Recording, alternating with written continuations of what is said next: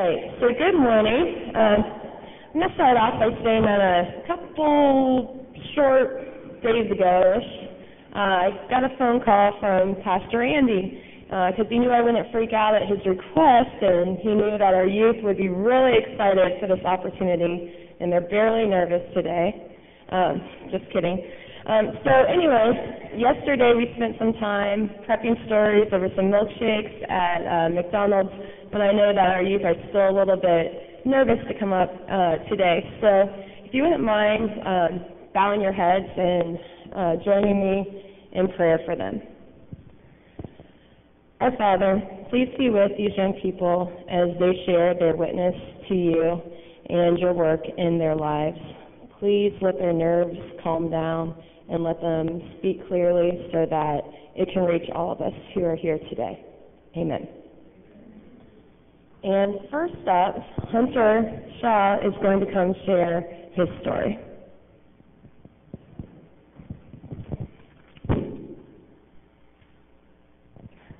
Hi, my name is Hunter Shaw, and my story of a time in my life when I felt God was the time when we got our new car.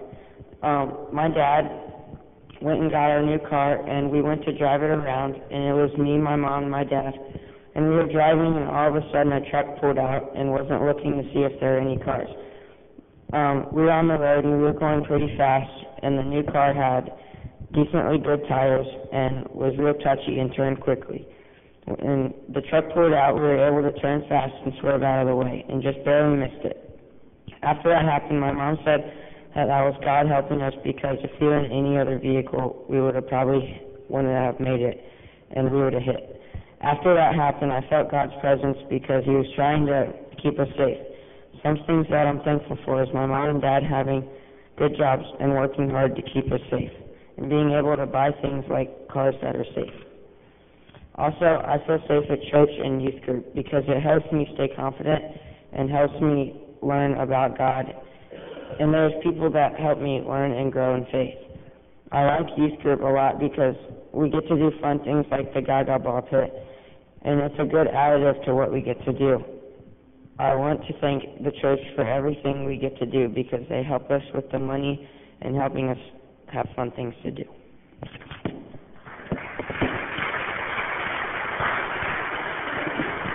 And now Joseph Copeland is going to come share a story about a day here at this very church in this room. Hi, I'm Joseph Copeland. So 2 or 3 years ago, I was having like a terrible Sunday morning. I had an argument with someone in my family the night before. I don't remember who, and I don't remember what it was about. But so then I get to church, and I'm reminded that the youth are supposed to sing praise songs in front of the church. And I'm like, I don't want to get in front of the church right now. I'm having a terrible day. I don't even really want to be here. So then I get up there anyway, and we sing. Then the second song we sing is "O Come to the Altar." And the words like, "Are you hurting and broken within, overwhelmed by the weight of your sin? Then come to the altar, for Jesus is calling." Those really made me think, and I started tearing up there, and I managed to keep singing. There was only 3 of us up there. So just when the song was over, I got back down to the pew and was just the whole service. I didn't even listen to the sermon, really. Sorry, Pastor Andy. But I was thinking about the song and about how much Jesus loves me and everything, and I was thinking how the church is a safe place where if I need to talk to somebody, there's always somebody there that I can talk to and that cares about me. And youth group's also a good place because I have Allie I could talk to if I need to, and we do a lot of different fun studies. Like if I want to learn about a particular subject, in particular angels a few years ago, she got a book by Billy Graham, and we learned about angels for the next few weeks. And we at the beginning of that, we drew a picture of what we thought angels looked like, and then sealed it up in an envelope.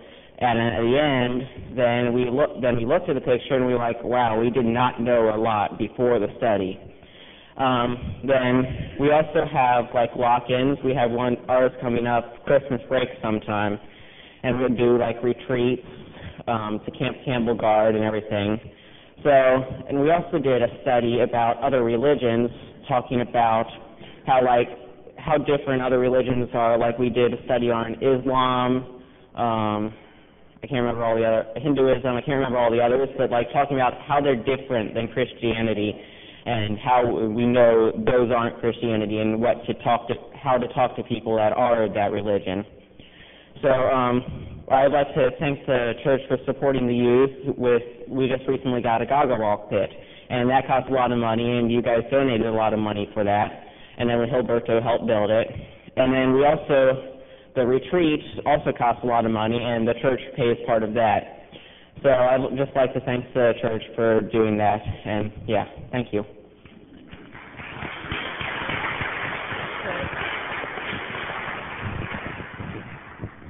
And now Reese Parsons is going to come up and share about a time when he was able to witness in elementary school and what he's dealing with now at Wilson Junior High. My name is Reese Parsons, and today I'm going to share how I was able to witness to others and how I prayed for people in my school who are totally lost and confused. At Wilson, there's a ton of kids who claim to be Satanists. They draw pentagrams on their wrists, and they wear a lot of dark clothes. They also say a lot of bad words. I'm trying to be like Jesus and be kind to those kids. I also pray for them. If I get the chance to share about Jesus, I would. This reminds me of a time a couple of years ago when I was in class learning about science. Our teacher was teaching us about evolution, and she said God is not real, there is no proof, and it is a myth.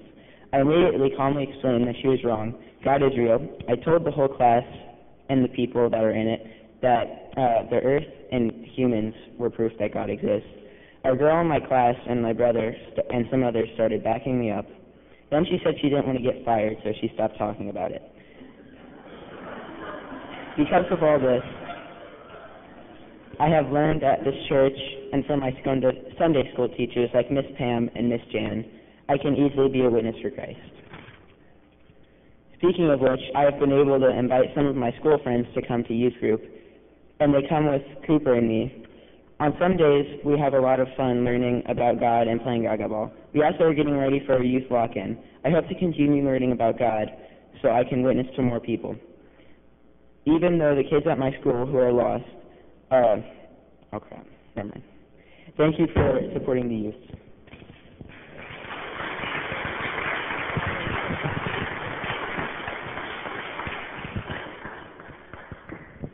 All right, so Pastor Randy said that we have 15 minutes to fill, and he asked me if I would also share a little bit, too, about working with the youth, and I thought a good place to start would be starting with back when I was in the youth group here at this church.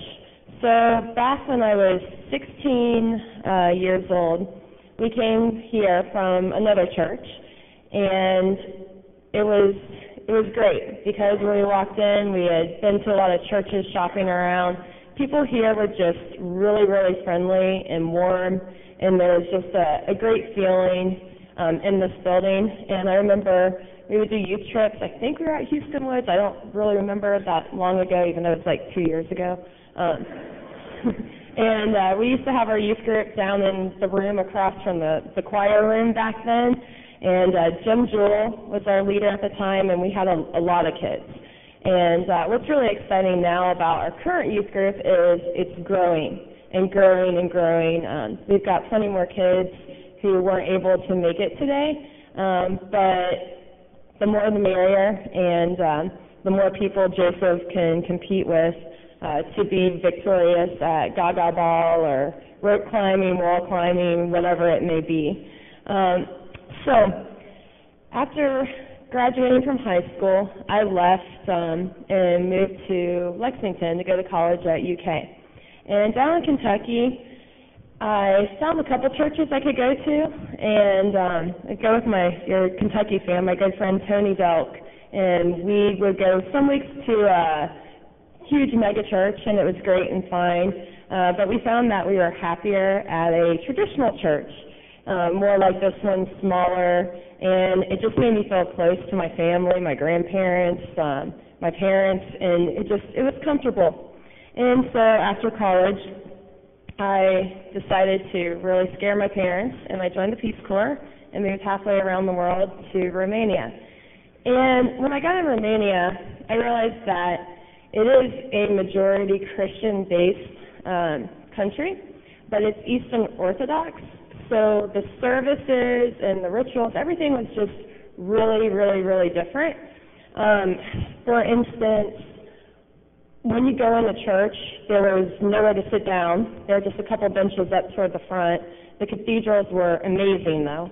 And there was a lot of incense and chanting and candle lighting. So eventually, I learned the language well enough to where I could go to the Catholic church that was in the town I lived in. And so for a while, that was kind of my church home. It wasn't family, but I'd hear the Lord's Prayer. Granted, it was in a weird-sounding language and everything, but a lot of the familiar things that I grew up with, that just gave me comfort in that country. And one of the coolest things ever is the way people celebrated Easter there. So my students and their families would spend days cooking from scratch. There was no Kroger's or anything. Lots of going to the grandparents to get the bags of potatoes and the food from their little backyard farms. And what they would do is they would cook and cook and cook.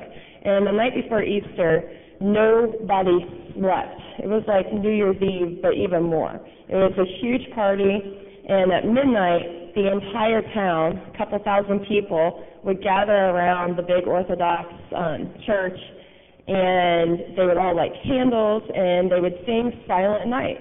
And that made me feel so close to here, because that's a tradition that we had here where we'd sing Silent Night, although that was on Christmas Eve. They did that on Christmas Eve too, actually. So when I came home for, was it Y2K, when they thought that I was too close to Ukraine, so we had to leave for a couple of weeks, came back here, and I just remember singing that and holding the candles here and knowing that God was here, God is over there, God is just everywhere in the world.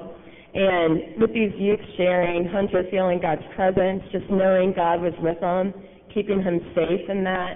When Joseph's having a bad day and he walks in here and there's a song, God sends messages. It's kind of funny how sometimes we'll do a lesson in youth group or a study or something, and then we'll come in here and Pastor Randy will say something, and it just all connects together. And no matter how rough things are, or what we're dealing with, like with what Reese sees, and I was kind of shocked to hear his story, and a couple other kids backed it up. Yeah, it's true. There really are kids who are so lost.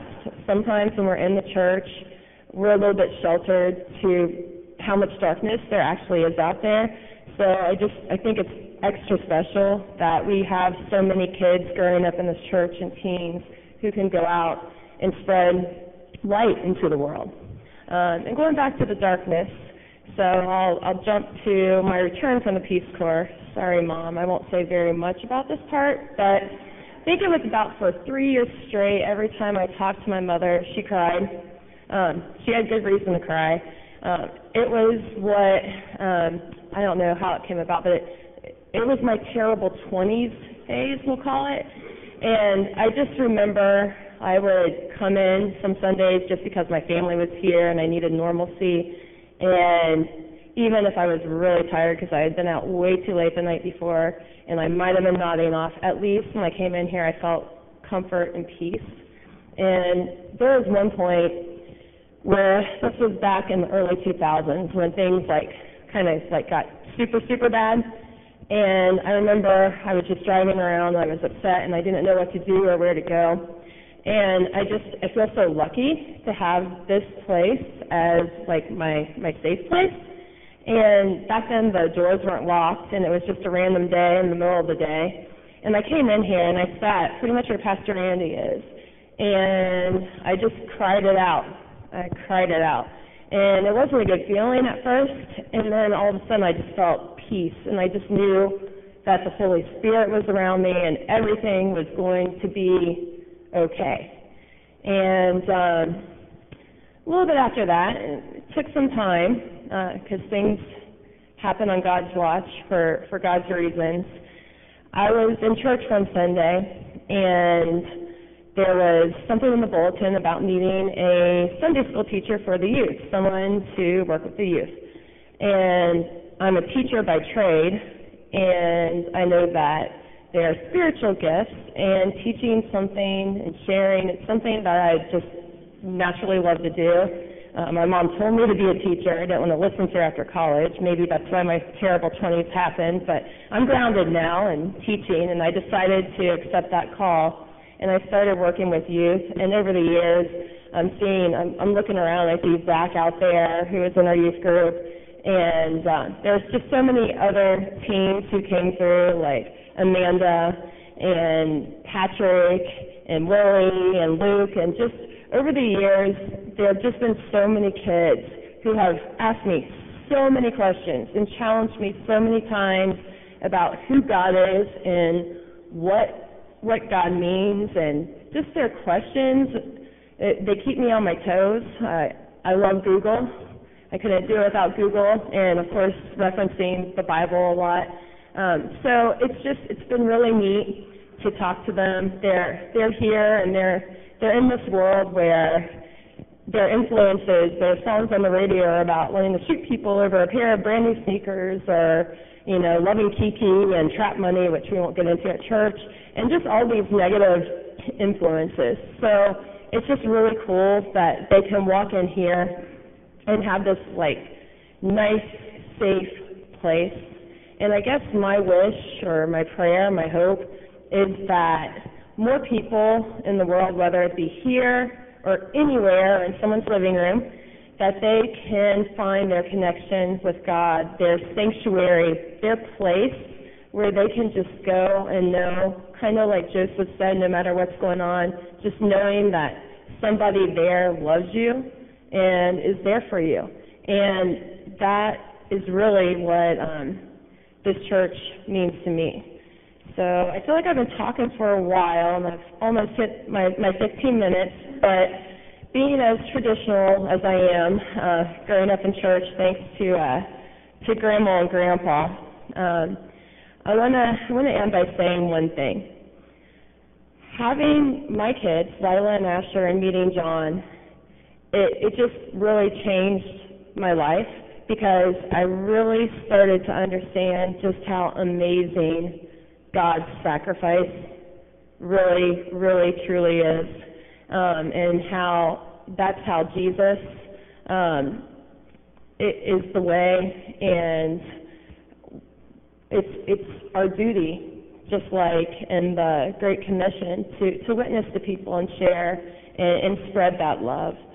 So to end, I'm going to have Aiden come up, and there are a couple little Bible verses, because what's a Sunday morning without reading more scripture, right? And Aiden's going to share with us a couple of passages, one for the youth, one for parents, and then one for just all of us.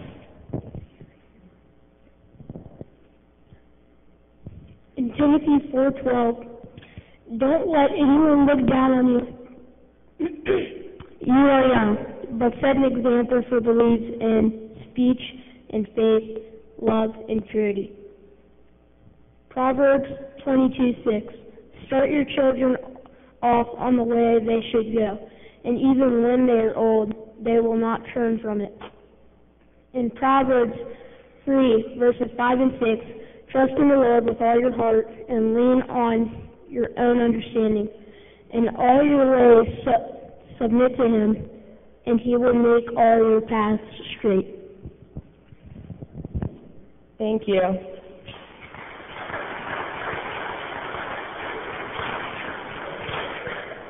So, in conclusion today, I want to thank Pastor Andy for giving the youth this opportunity. He laughed that I said thank you for the opportunity when he asked me a short while ago to be ready for today. But it truly is an opportunity, and it's just great to hear from our youth and our kids and understand what they're going through and all their stories, and just know that you all here at the church really support them, probably more than you actually realize. And for the final words, as Paul told the Romans in chapter 1, verse 12, that we may be mutually encouraged by each other's faith, both mine and yours. Amen.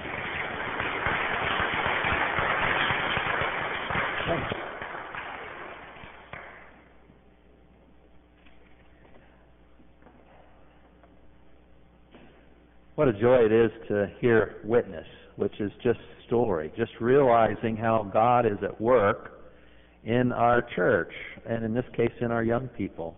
I'm so thankful. Are you?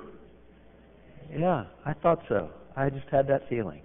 It's wonderful to be a part of a church that's making a difference. It's wonderful to be a part of a family. Do you understand we're a family? Brothers and sisters. And the fact that someone's young or someone's old, it isn't the point. It's the point of the faith growing in us. And so this closing hymn is really about growing.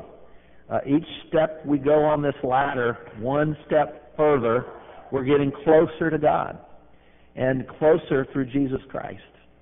So Jacob's ladder is a great illustration as we step by step. Did any of these stories connect with you? Did one of them in particular, perhaps? Not everybody probably felt that, but there might be a few who really had a connection with something. Can I just remind you, as I think it was Joseph said, God speaks not always through the sermon. I'm disappointed in understanding that. But I understand it all the same. God speaks, period. Whether it be through a song, a verse, a whisper, an encouraging word from the person next to you or in front of you or behind you. God is speaking. And today we were able to hear some who heard God speak to them and told the story. Really, we need to be about telling our story in all kinds of settings. It's just our story, and it's worthy of being shared. Would you stand with me as we close in this hymn? It's number 418, We're Climbing Jacob's Ladder.